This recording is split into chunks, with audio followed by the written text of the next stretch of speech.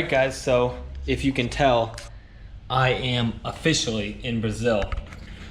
My battery's running a little bit low here. I hope this works, guys. So what I want to do in this video, guys, is totally break down the whole flight process. And to do this, I'm just going to talk and I'm just going to go over everything. I'm just going to kind of freeform it. I wrote down some notes and I just want to go over what it was like for me to travel from Columbus, Ohio to Curitiba, Brazil.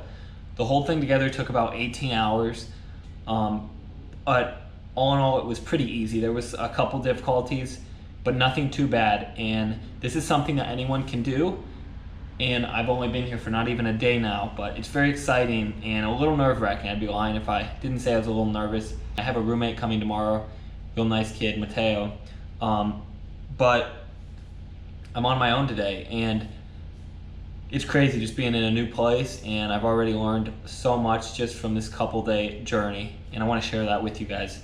So here's what we did, guys. Me and my mother woke up 2 days ago now. Well, no, what's today? Today is Tuesday, March 9th. Yes, so yesterday on Monday, March 8th at about 6 in the morning or so, we left my house around 7 a.m., got to the airport at around 9 a.m., a little past 9 a.m., 9:30 probably, and my flight didn't leave till 12:47. I got there maybe a little bit too early. Maybe you don't need to get there quite that early for an international flight, but better to be safe than sorry. You don't want to be running late. So I got there, I was flying with Delta. I got one checked bag, and I got a carry-on, and then you can take a backpack as well, or a personal item, whatever. So I stuffed as much stuff as I could. I tried not to bring too much into my check-in bag. I checked that. It was a big duffel bag, and I had my guitar with me as well. I used that as a carry-on. I was allowed to use that as a carry-on the entire trip. On a lot of the flights, what they did was I walked in, and when you come in, there would be stewardess standing there, and you ask them, do you want to put this in a closet? They probably will. You just throw it in a closet real quick, and don't forget to get it when you get off the plane. So that was super easy. When I was checking my bag, they take your passport, they check your stuff over, and they'll give you all of your boarding passes right then. I had 3 flights, they'll give you all 3 of them right then, and just stick them in your passport. Always keep that in a safe place. I wouldn't carry that in your pocket or anything. Carry it in your pocket, maybe don't put it in a back pocket. So after I did that, I went through TSA, which was super easy, just like any flight going through TSA, very easy. What I did on this flight, since I'm going to be here for a few months, I actually brought a knife with me.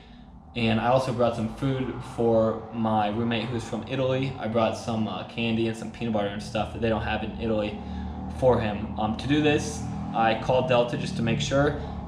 The knife, the pocket knife, I just have to keep it covered and put it in your check bag in the food as well. So you can do that very easy. If you ever wondered about bringing a knife with you, just as long as it goes in the check bag and it's away. So after that, I went through TSA, and after the few hours, we were boarding for the first flight. The first flight was very easy, just a little flight to Atlanta.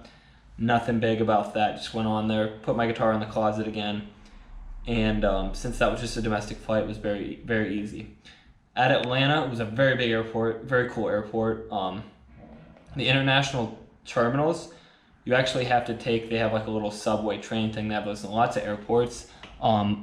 I had to take one of those to the international terminals. Most of the domestic ones are in the busiest spot around all the restaurants and all that stuff. You take the little train thing to the international terminals, and it was a very long walk through the Atlanta airport, huge airport. But once I got over there, it was fine. I found a little Asian place to eat. There wasn't as many places open just because COVID and everything. And I chilled out there for a while. Once I was getting on the international flight, this was about a 9.5 hour flight, I believe. We took off, I don't know, like 6 p.m. and landed at like 5 a.m. and there was a 2-hour time change. So, for getting on that, a little bit before your flight, when the attendant or whatever is up there, maybe 45 minutes before your flight, you can go up to the desk at your terminal and check in. That is very easy. Just you go up there, you give them your passport, they look over it, they take your boarding pass, put a check mark on it. For Brazil, you also had to show them a negative COVID test taken within the past 72 hours. They just looked at that real quick. I just printed it out, or you could show them on your phone. And you also had to fill out a traveler's health declaration, which I had already done a couple days before. So that flight, there was barely any people on it. I actually was one of the people on the farthest back of the plane. It was super nice. I had like 4 seats to myself, and I could just lay out and sleep. I slept for probably about 4 hours on that flight. You got meals on that flight. We got dinner and breakfast. For dinner, you could choose between chicken or pasta, which pasta was like cheese ravioli with sauce. It was actually super good, like really good, like restaurant quality. Very good. And they also had like a cucumber tomato salad, which was really good. I'm not a big cucumber salad guy, but it was actually really good. Vegetables were like super high quality. And then they also had Ben & Jerry's ice cream cookie dough for dessert, which was amazing. And lastly, oh yeah, free drinks. So I had a Coca-Cola or whatever. And then they have everyone's seats gets a screen. I just flew economy to this one. On that flight, I watched the movie 1917. Very good movie. Also, while I was in there, there's first class and stuff on those flights. I just peeked in there real quick. Kind of wanted to go up there and see what it was like, but I just looked in there when I was coming on the flight. Seemed kind of nice, but to be honest, there wasn't a lot of people, so it's probably a waste of money for that flight. It's very expensive to fly first class. I think it was like $500 or $600 more dollars, maybe even more than that, just to get first class. I had all the room I wanted. I could move around the back of the plane, go to the window when I wanted, do whatever I wanted in the back. So you had 2 meals on that. You also got free snacks. I didn't get any snacks, and you get a blanket, pillow, which is super cool. And then they give you a little like travel pack that has like a face mask in it for if you want to sleep. It has like a wipe to wipe your face off, and earplugs too. And then they give you earbuds as well for listening to the movie because it doesn't take Bluetooth. The movie screen was super nice. It had podcasts, music, movies, TV shows, and they had a cool little flight tracker thing where you could see where you were going. I checked that quite often because it was pretty cool, and it showed all the different time zones, which was also really cool. Super fascinating. I don't know how any of that time zone stuff works, but maybe I'll look that up and make a video on that in the future. So that flight took a little while. They served us breakfast about an hour before landing. We landed at like 6 a.m., 5 a.m. or 6 a.m.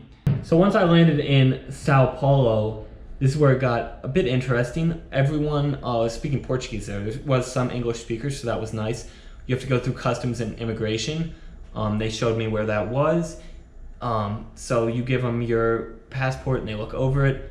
Actually, that part was a little bit stressful. I don't know why. I was just nervous. Like, I'm completely legal and everything, but it still makes you nervous. They let me through. Then you go to the get your baggage, which was a bit confusing because my duffel bag came out separate from like where the other luggage was. This was like oversized or something. Super helpful people though. They helped me find that. Actually came up to me and helped me find it. And then it was a really far walk to where I had to go. I had to go check my bags in, and I had to check my duffel bag into oversize. And then I still had my guitar in my backpack. That was a carry-on. And for that, I had to go up a couple floors and then real far walk to where my gate was. It was a little hard to find the gate for that one. So this was through Delta, and this was my 3rd flight. And in Brazil, they don't really have Delta, so they use like a partner airlines. Mine was called LATAM Airlines, LATAM. And they didn't have the gate printed on my ticket, so you have to go up to the monitors and find what gate it is. That was a bit confusing, but I figured it out, and once I found my gate, I went over there and just chilled out for a while. Hey, what is up, guys? So I have officially made it to Sao Paulo. Very excited. Big smile on my face. I'm about to board right now. They're making announcements, so I can't go too in depth. Hopefully you guys can hear me. Announcements are in Portuguese, so I can't understand them. I believe it's my gate. It is my gate. People are moving. It is currently 6:46 a.m. here in Sao Paulo, which is 4:46 back in Ohio, and very excited. We got through customs, immigration, everything great, and it's very cool, guys. So hoping to pick up some Portuguese. A lot of people not understand the Portuguese, but a lot of people speak English, so that's good. And I have one more flight to go, guys. Been a bit of a exciting day. So many flights, third flight here, and I'm gonna board, guys. Thank you for watching. Keep watching the vid. The last plane wasn't as nice as the other ones, but it was a decent plane. I've seen worse, and they were very nice. No one spoke English. Well, no, that's not true. 2 flight attendants spoke English, but all the announcements for when I was getting on that plane and everything were in Portuguese. So just make sure you're in the right spot. And you could move around on that plane, which was nice. So they did have some English speakers on there, which was helpful.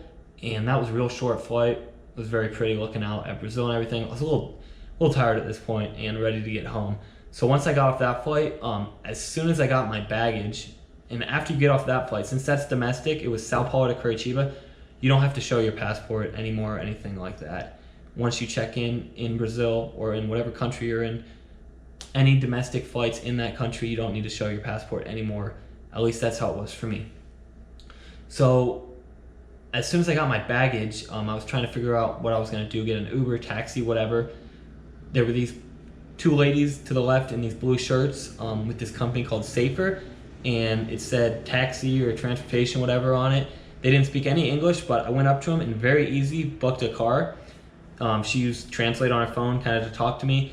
It was only 50 Brazilian reals, which I think was like $9, a little less than $9 American money for like a 28-minute drive. So it was insanely inexpensive. In America, that would have been, geez, I don't know, between probably $30 and $50. So she even walked me out to my car. It was a very nice car. The dude was dressed. He had a nice shirt on, dress pants, the driver, and it was super safe. She walked me out and showed me where to go, and they loaded my stuff. And then I was on the road. So he drove me, I showed him my address to my place. He didn't speak English either, but we used Translate a little bit when I got there to converse. I got his card, and I'm probably gonna use them for when I go back to the airport in a couple months. So all in all, that was fairly easy and very fun, and you just learn so much traveling. As soon as I got to Brazil, it was like completely different than America, but also kind of the same. You can't really read the Portuguese, so I have to work on my Portuguese. But just being in this scenario, traveling, getting out there, guys, gives you so many new perspectives. So I'm now in my Airbnb. I checked into that. I had to show my passport because the lady at the counter there didn't speak English either, but the host I was messaging on Airbnb did, and I showed them where I was staying, and eventually I gave them my passport and they gave me the keys. Checked in, and here I am, guys. I took a long nap, watched some TV, and walked around for a little bit. Very cool area. Lots of people walking around the street. COVID is pretty bad in Brazil, so everyone was wearing masks. But there was a lot of people out on the streets, and there's some shops and there's a lot of like pastry places and stuff there. I keep seeing these little round, ovalish, like teardrop shaped pastry things. I don't know what they are, but I'll have to check them out. Walked around, did some grocery shopping. The people at the grocery place didn't speak English, but I kind of, you gotta use your hands and stuff and let them know what you want. And yeah, it was pretty easy there. And then I went and got food. I ended up getting a little pastry thing. It was like this big, and it had meat and cheese and like some parsley or something in it. And it was only like $1.12 US dollars. So super cheap. I think it was $6.50 in Brazilian reals. And here's some Brazilian money right here, guys. Here's some of their coins. You guys can see, I think super cool, their money. This is a $1 coin, which is interesting because we don't really use those in America. There's 50 cents. And the cool thing about these is there must be steel because they all stick to my magnet in my wallet. Here's some of the Brazilian real dollars, guys. What I think is cool about these is that they're different sizes for the denomination. So here is a 50 right here, and there is a 20, which is just a little bit smaller, if you can see there. And then even smaller than that is the $2 bill. That's all the ones I have on me right now, but you can see they kind of go down in size, how much they're worth, which I think is pretty cool. One suggestion I would have, guys, is that when you are going to whatever country, order some money to your bank before you go there and bring it with you. And make sure to bring it in all different kinds of values. I brought 100s and 50s, which was probably not the best idea because when I was grocery shopping, I had to break one of the hundreds. And you probably don't want to be walking around with that much money in a place where US dollars hold a lot more value. So if you have 100 Brazilian real, that's like only $17.50 US dollars, but that's a lot of money here. And that can buy you a lot of things. So make sure to get some smaller denominations, all different kinds, because you never know what situation you're gonna be in. If you're at a grocery store, if you need to get a cab, it's gonna be different prices. I think that's it for this video, guys. I'm gonna do some more things tonight, check in. My roommate comes tomorrow, and I will be keeping you guys updated with all sorts of little helpful tips and stuff and adventures.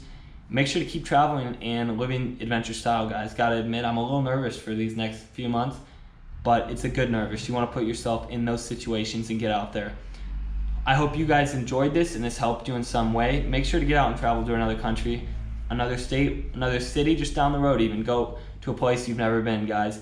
Keep living adventure style. And from Curitiba here, I wanna say deuces, guys.